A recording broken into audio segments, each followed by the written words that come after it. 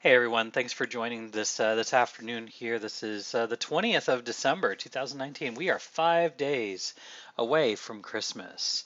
And want to take a look at a few things here. But of course, before I get started, as you all know, this is not financial advice. I'm not your financial advisor. You're responsible for doing your own trades, managing your own risk, doing your own research, and you're responsible for your own trades. I'm not clicking the button for you. I'm just giving my opinion here on the market. So without further ado, I think we take a look at a few things here because we do have some pretty interesting things going on. So I'm looking at Bitcoin on the hourly chart, and we have had a nice little steady movement up. We are being propped up by the 21 exponential on the hourly. I'm just going to go ahead and kind of zoom in on this. But before I zoom in too far, I just want to point out here that I've got a Fibonacci pull from our dominant pivot low to our dominant pivot high. So from 64.10 up to 74.9350, looking to see where we're at on this retrace. As you all know, I have been talking about 69.50 basically ever since we had our little blow off top up here, and we were back here in this range, and was looking, and I said, all right, well, we're gonna probably pull back. At the time it was 69.50. It's possible that we come down here to 68.24. But with this little rise that we're in, and you can see the algo currently is signaling a buy. So I'm actually long on an average from about 71.22 or so.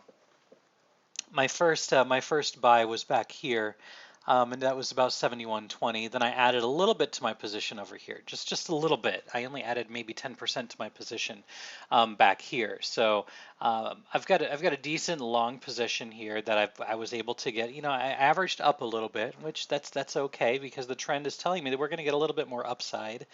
But what I want to do is I want to drill down to a lower time frame here, knowing, of course, that we're being propped by the 21 exponential on the hourly. I want to go down to a 15-minute time frame just so we can see what's going on here.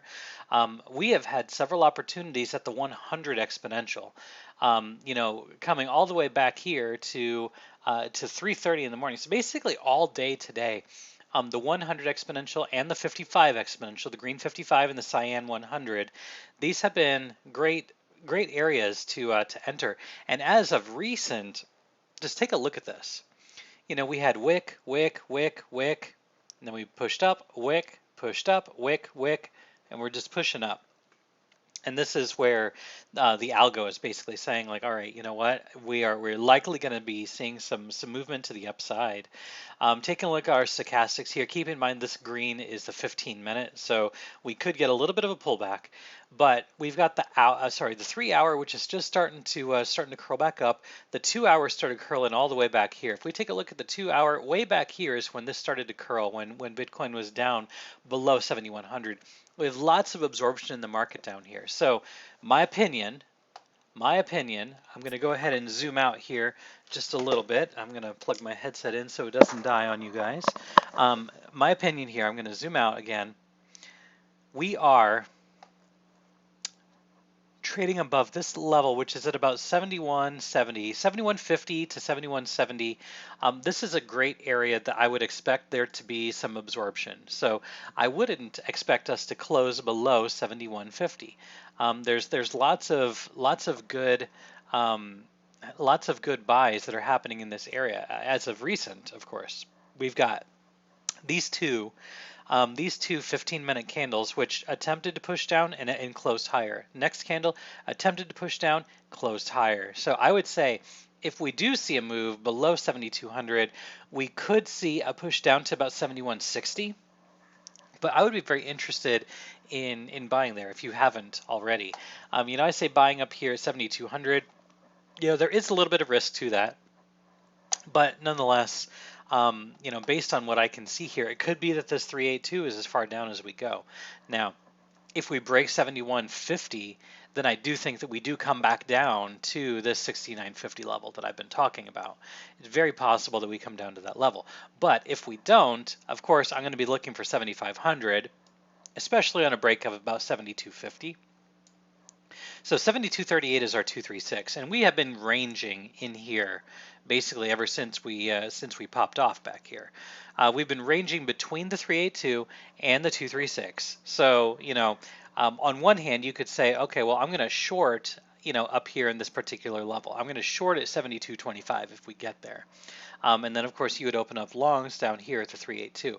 Although I think the next time we come down here to the 382, we're more than likely going to break it, and it probably will come back down to 69.50. So really, true invalidation is going to be a break of 71.50.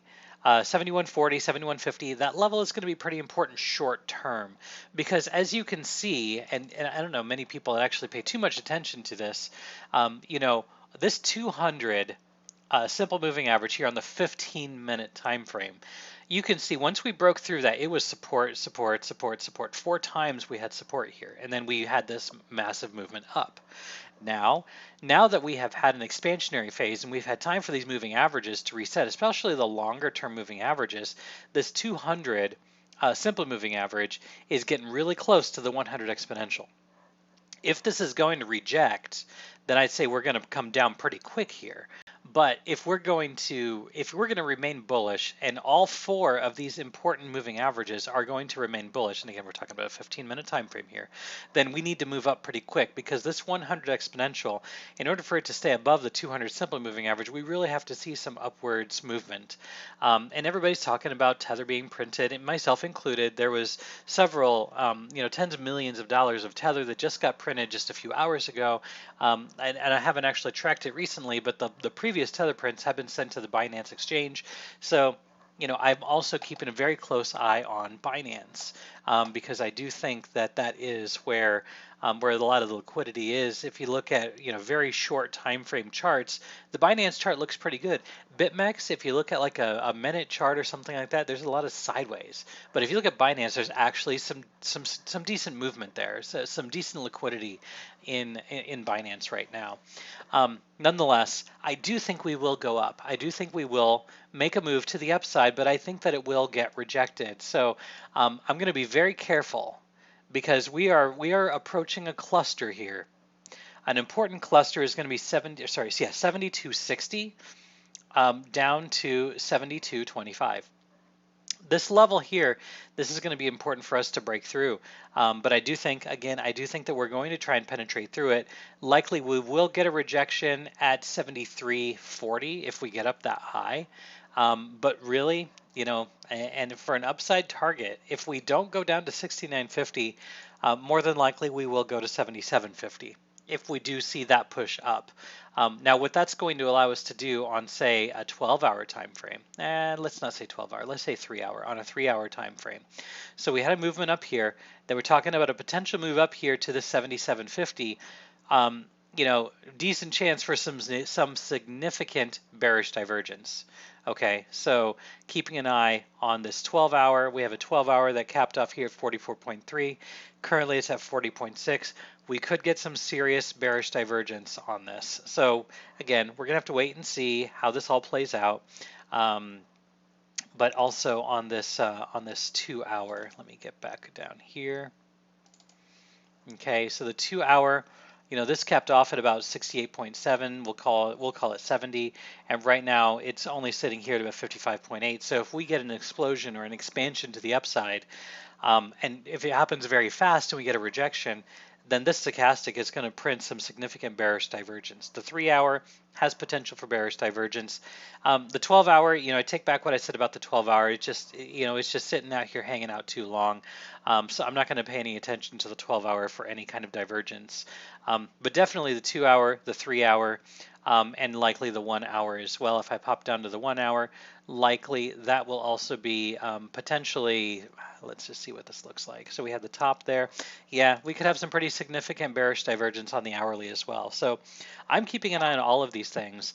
But if we have a nice slow and steady movement to the upside before we get that explosion, I say explosion, I really mean an expansionary phase to the upside again, then I do think that there is some potential there. So yeah, so for right now, My level to pay attention to is going to be 71.50. I'll be cutting losses if we close an hourly below 71.50. Otherwise, I'm going to keep my long, and I'm going to wait to see what happens here at 72, about 72.25. If we can take out some of these prior highs, the lower highs that we had on our lower term time frame, let's see here. Talking specifically about this high right here, which was at 72.25, this high here, which was at 72.2250. So, as we continue creeping up, going to pay attention to this 21 exponential on the hourly. That, I guess, is a short and skinny right now. Just kind of waiting to see what happens. But of course, if you have any questions or if there's anything in particular you do want me to take a look at, just feel free and let me know. I'm going to do a video here just a little bit on VeChain and on Chainlink, but if there's anything else you want me to take a look at, let me know. Thanks for watching though, and if this video did help you in any way, shape, or form, please like, subscribe, share, all that good stuff. It's really great to have you guys around, and I appreciate the views. So wherever you are in the world, have a fantastic Friday, good day, good afternoon, good evening.